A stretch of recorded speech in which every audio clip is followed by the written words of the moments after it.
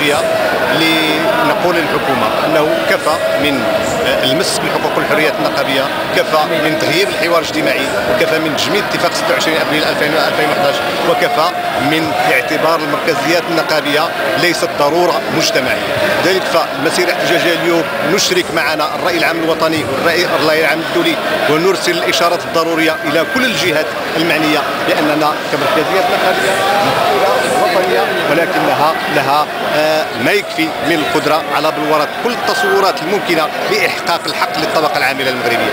اليوم إشارة يجب أن تفهمها الحكومة، نتمنى أن تفهمها الحكومة، وإذا لم تفهم الحكومة هذه الإشارة فسنكون مضطرين إلى مواصلة نضالنا السلمي لإعطاء الطبقة العاملة والفئات الشعبية حقها في هذا المجتمع حتى تكون فاعل أساسي في هذا المجتمع، لأن الاستقرار الاجتماعي اليوم ضرورة مجتمعية وضرورة سياسية وضرورة اقتصادية. ونحن اليوم فقط من خلال هذه الاحتجاجات السلمية ننبه الحكومة أنها تغيب العمل النقابي، تغيب المركزيات النقابية كقطعة ضرورية لاستمرار الاستقرار الاجتماعي ببلادنا. نحن نقول أنه بعد دستور 2011 هناك قانون تنظيمي للإضراب، والدستور حتم ضرورة إخراج هذا القانون التنظيمي في الولايات التشريعية الحالية. لذلك استغربنا استباق الحكومة بدل أن تخرج القانون التنظيمي لتنظيم حق الإضراب أنها التجت إلى الاقتطاع ولم تلتجئ إليه كقرار حكومي، بل جاءت إليه لتتضامن مع السيد وزير العدل. واليوم نجد قطاعات حكومية تقتطع وقطاعات حكومية لا تقتطع، إنها الفوضى حتى داخل الحكومة لكل الأشياء، ولكن تتصرف الحكومة في تضامن مع السيد وزير العدل الذي لا يحب العمل النقابي ولا يحب كل الحركات الاحتجاجية، فهذا غير مقبول وغير منطقي. وكذلك هناك وزارات لا تستطيع، لذلك فهذا مسألة غير مقبولة وغير مسؤولة في الآن. لذلك سنواجهه بكل ما أوتينا من قوة نضالية وإرادة اجتماعية لمواجهته. ما فعلته الزيادة في المحروقات في المواد الأساسية والمواد المعيشية بصفة عامة، إذا مس صندوق المقصة بالطريقة التي سمعنا أن الحكومة تريد أن تعالج بها صندوق المقصة، فهذا سيكون خطير، لأن الفئات الضعيفة والفئات المتوسطة هي التي ستكون ضحية الإصلاح. نحن مع الإصلاح، ولكن أن تتجه الحكومة للذين يستفيدون بنسبة 70% من هذا الصندوق، وهي الشركات الكبرى التي تستفيد من هذا الصندوق. لذلك فالتوجه الأول يجب أن يذهب إلى الشركات الكبرى، وآنذاك يمكن أن نتحدث عن الإصلاح. المساهمة في المجهود الوطني العام لتمويل الخزينة العامة يبدأ من الأثرياء ومن الأغنياء، ولا يبدأ من طبقات الدنيا التي هي أصلا قدرتها الشرائية منهكة، ومساس صندوق المقاصة سيزول إنهاكا. وما الحديث الذي تقوله بعض الجهات الحكومية عن تقديم دعم مباشر ما هو إلا رمي، هو ذر للرماد في العيون، وهو لا يمكن أن يسير بنا إلى إصلاح حقيقي. بخصوص هذه الموازنة، الموارد للخزينة العامة لمواجهة العجز، الحكومة تبحث عن أسهل الحلول وهي جيوب الموظفين وجيوب المواطنين البسطاء. لذلك فرأينا أن قانون المالية 2011 توجه فقط إلى الطبقة المتوسطة، توجه إلى الضريبة في الليزينغ، توجه إلى الضريبة على السيارات القديمة، توجه إلى خلق سكن متوسط، رفض كل المنعشين العقاريين التعامل معه، وبالتالي أن كل الإجراءات التي الضريبة التضامنية. لذلك احنا قلنا على الحكومة أن تقوم بإقرار ضريبة للثروة والضريبة على الإرث حتى يكون هناك تعامل إيجابي حتى يسهم كل المواطنين كل المواطنات في المجهود الجماعي الوطني لمواجهة الأزمة الاقتصادية. أما أن تصرف الأزمة الاقتصادية فقط على حساب الطبقات المتوسطة وطبقات الدنيا والطبقات الشعبية فهذا في إجحاف في حق المواطن المغربي، خاصة أن هذه الحكومة تدعي أنها جاءت من قلب هذا المواطن البسيط وهذا المواطن الضعيف. لذلك بعد سنة ونيف من تدبير الحكومة للشأن العام نرى أنها لم واحدا نقول بأنه فعلا هذا مشروع مجتمعي يستحق أن يلتف حوله كل المغاربة. كل المشاريع اليوم اللي كنذكروا عليها هي مشاريع قديمة، الحكومة الحالية تستكمل إنجازها. فقط نتمنى أن الحكومة فقط دير لنا غير 10 كيلومتر ديال لوتوروت كما قدروا الحكومات السابقة. الدار البيضاء واليوم في الرباط القرار الأولي اعتبر أنه اتجاه الباترونة، أما القرار الثاني فهو موجه للجهات المسؤولة للدولة وللحاكمين في البلاد وكل المؤسسات القائمة، لأن التدبير ديالها تدبير لا شعبي ولا ديمقراطي في كل مجالات. واش يمكن القول اليوم أن النقابات وأن العمال نفذ صبرهم؟ اليوم نحن نريد أن نقول لهذه الحكومة بأنه لا يمكن يمكن أن نحمل أعباء الأزمة الاجتماعية والاقتصادية للطبقات المسحوقة. يجب على الحكومة أن تكون في مبادرات إجرائية وتخطيط من أجل إيجاد الحلول للأزمة، وليس تحميل هذه الأعباء للطبقات المسحوقة. ونحن نعلم كذلك أن أمامنا تحديات كبرى، خصوصا أن النظام العالمي الاقتصادي والمالي يعرف أزمة غير مسبوقة، وأن هناك آثار سلبية ستزداد إحساس بها وعيشها في بلادنا.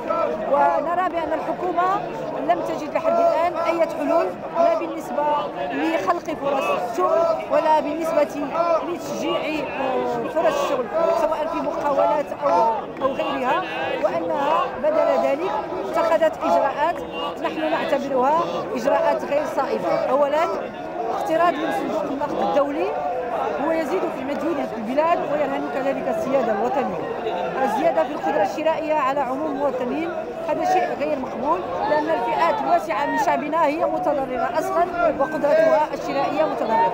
المسألة الثالثة هي اللجوء إلى سياسة قمعية ممنهجة أمام كل التظاهرات السلمية والمطالبة بالحقوق المشروعة للفئات والجهات. نحن نقول اليوم بأن على الحكومة أن تتخذ إجراءات جريئة وأن تبتكر. الجهوية القادرة على خلق فرص شغل، الجهوية القادرة على تقليص من الفوارق المجالية والاجتماعية وحتى الفوارق النوع، كل هذه ورشات أساسية يمكن للحكومة أن تبادرها. كذلك نحن نرى بأن هناك عدم انسجام في السياسات القطاعية، هناك ارتجالية، فكل هذا لن يحل المشكل، والتحديات المقبلة ستكون أعوز. ونحن إلى جانب إخواننا في الفيدرالية والكونفدرالية كتحالف يسار نشتغل على تقوية هذا التحالف والانتقال به إلى فيدرالية قوية قادرة على اقتراح المشروع البديل. ونحن نقترح ذلك المشروع البديل الديمقراطي الحداثي الذي سيسمح بتحقيق العدالة الاجتماعية إذا ما حاربنا بشراسة اقتصاد الريع ونظام الامتيازات، وبنينا اقتصادا منتجا وخلقنا فرص شغل في كل جهات البلاد. 2011 سنة أساسية، كنا نريد أنه خلال هذه السنة أن ننتزع ما لم يتم انتزاعه خلال 56 سنة بالنسبة لشعبنا. على رأس الحقوق التي كنا نريد أن ننتزعها هي دستور ديمقراطي يؤسس بالفعل لفصل حقيقي بين السلطات ويجعلنا نمر من ملكية شبه مطلقة إلى ملكية برلمانية. من ذاك كان سيمكن أن تكون لنا حكومة تحكم وتكون لها الإمكانيات أن تتحرك، لكن هذه الحكومة ليست بريئة لأنها صوتت على الدستور وقبلت أن تشتغل في ظل هذا الدستور الذي أسس لفصل غير عادل للسلطات 99% من جهة و1% من جهة، وهذه الحكومة ليست بريئة. إذن هي تتحمل المسؤولية. بالطبع تتحمل المسؤولية. المغاربة صوتوا بنسبة 25% في الانتخابات السابقة لأولها، هذا يعني أن المغاربة يطالبون بإرجاع الثقة. إرجاع الثقة لا يمكن أن يتم إلا إذا أعطينا إشارات قوية، إشارات قوية تأسيس مؤسسات، إشارات قوية عقد انتخابات حرة ونزيهة تعبر بالفعل عن الإرادة الشعبية وتترجمها إلى السلطة. اليوم نحن أمام مؤسسات سوريا، حكومة لا تحكم، هناك حكومة الظل هي التي تخطط. الملك يترأس مجلس الوزراء الذي توضع فيه التخطيطات الاستراتيجية، هو الذي يعين في المناصب والمؤسسات الاستراتيجية. ولكن أقول أن هذا لا يعفي الحكومة. هناك أزمة كبيرة، هناك لوبيات الفساد، هناك فساد ممأسس، ولكن هذه الحكومة التي وضعت على رأس برنامجها محاربة الفساد ومحاربة اقتصاد الريع سرعان ما توقفت وقالت بأنه عفى الله عما سلف. فلا يمكن أن نقول عفى الله عما سلف بخصوص من لاهبي أموال الشعب الذين حرمونا من أن نربط مع التقدم ومع العدالة الاجتماعية. لم تأخذ لحد الآن هذه الحكومة أي ورش للتأسيس للمستقبل. سؤال تغيير الديمقراطي لا يطرح وكأننا في ديمقراطية. سؤال إصلاح القضاء يطلق بشرار محتشم، ونحن نعرف بأن القضاء هو الركيزة الأساسية. بناء دولة القانون بالطبع، دولة الحق والقانون الركيزة الأساسية هي القضاء، وأن يكون الجميع متساوون في وأمام القضاء. كل هذه الأمور نرى أن حتى في التعليم، ونحن نعرف بأن التعليم هو المدخل الأساسي لبناء الإنسان الذي سيبني التنمية في هذا المجال. لا شيء بل تراجعات تلو التراجعات، والحكومة تشجع الخمسة. ونحن نعرف بأن الأنظمة التي نجحت بفضل مدرسة عمومية جيدة سواء في فنلندا أو في باقي الدول، وهذه السياسة تتطلب جرأة لكي نقول بأن النظام التعليمي في بلادنا في خطر ونحن في خطر، ويجب أن نواجه هذه المشاكل بجرأة، وأن نبني الجامعة والمدرسة العمومية الجيدة، وأن نقوم بالإصلاح الشامل لبناء المدرسة العصرية حتى نواكب ذلك المواطن الذي نريد أن يكون مواطنا كاملا مواطنا غدا، أن نواكب تطوره في المجتمع، لا أن نقمعه ولا أن نقدم له تعليم متخلف دون المستوى. نعم.